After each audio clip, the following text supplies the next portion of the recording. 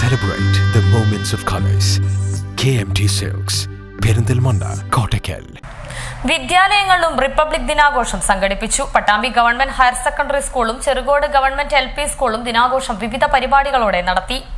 വിദ്യാലയങ്ങളിലും റിപ്പബ്ലിക് ദിനാഘോഷം വിപുലമായ പരിപാടികളോടെയാണ് ആഘോഷിച്ചത്. വല്ലപ്പുഴ ചെറുകോട് ഗവൺമെന്റ് LP സ്കൂളിൽ 76ാമത് റിപ്പബ്ലിക് ദിനാഘോഷം വിവിധ പരിപാടികളോടെ നടത്തി. പ്രധാനാധ്യാപിക KM ഗിരിജ ദേശീയ പതാക ഉയർത്തി. വല്ലപ്പുഴ ഗ്രാമപഞ്ചായത്ത് അംഗം ഹരിഗോവിന്ദൻ, PTA ഭാരവാഹികളായ സുഗീഷ്, Kallingal Hamsa, MPTA president Muneera, NK Razi, Jayashree, Yusuf, Minnath തുടങ്ങിയവരും പങ്കെടുത്ത് സംസാരിച്ചു. കുട്ടികളുടെ വിവിധ കലാപരിപാടികളും ഉണ്ടായിരുന്നു. വിസ്തൃതിയിൽ ഒരുപാടുണ്ടെങ്കിലും 5.5 to 6 കോടി ജനങ്ങളെ ഉള്ളൂ ഇന്നും ബ്രിട്ടനില്. അപ്പോ ഒരു 75 വർഷം മുമ്പുണ്ടായിരുന്ന ജനസംഖ്യ എത്രയാണെന്ന് നമുക്ക് ഊഹിച്ചാൽ അറിയാൻ കഴിയും. അപ്പൊ അവര് മൊത്തം യുദ്ധം ചെയ്തിട്ടല്ല ചെയ്തത്.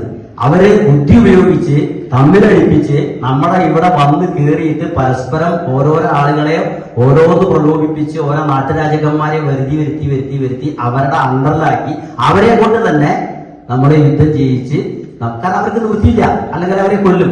അങ്ങനത്തെ ഒരു അവസ്ഥ സ്പ്ലിറ്റ് ചെയ്ത് വിഭജിച്ച് ഭരിക്കുക എന്നുള്ള ഡിവൈഡ് ആൻഡ് റൂൾ എന്നൊക്കെ പറഞ്ഞ ആ ഒരു സിസ്റ്റത്തിലൂടെ അവരാണ് കടന്നുപോയി. പട്ടാമ്പി ഗവൺമെന്റ് ഹയർ സെക്കൻഡറി സ്കൂളിൽ റിപ്പബ്ലിക് ദിനാഘോഷം വിപുലമായ പരിപാടികളോടെയാണ് കൊണ്ടാടിയത്.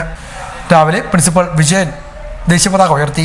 നഗരസഭാ councillor C Sangeetha, PTA president CR Razi, പ്രധാനാധ്യാപിക രാധ, മറ്റു അധ്യാപകർ, PTA ഭാരവാഹികൾ തുടങ്ങിയവരും ചടങ്ങിൽ സന്നിഹിതരായിരുന്നു.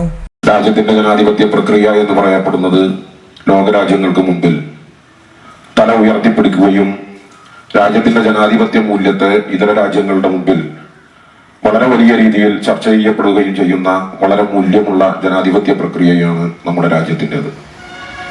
നേരത്തെ പ്രിൻസിപ്പൽ സൂചിപ്പിച്ചു, വ്യത്യസ്തമായ ഭാഷകൾ സംസാരിക്കുന്നവർ, വ്യത്യസ്തമായ ജാതികളിലൂടെ ജീവിക്കുന്നവർ, വ്യത്യസ്തമായ ഉപജാതികളിലൂടെ കടന്നു പോകുന്നവർ, വ്യത്യസ്തമായ വേഷഭൂഷാദികളിലൂടെയും അതോടൊപ്പം തന്നെ വ്യത്യസ്തമായ ആഹാരക്രമങ്ങളിലൂടെയുമെല്ലാം വളരെ വൈവിധ്യമാർന്ന ഒരു രാജ്യമായി ഇന്ത്യ രാജ്യം നിലനിൽക്കുകയാണ്.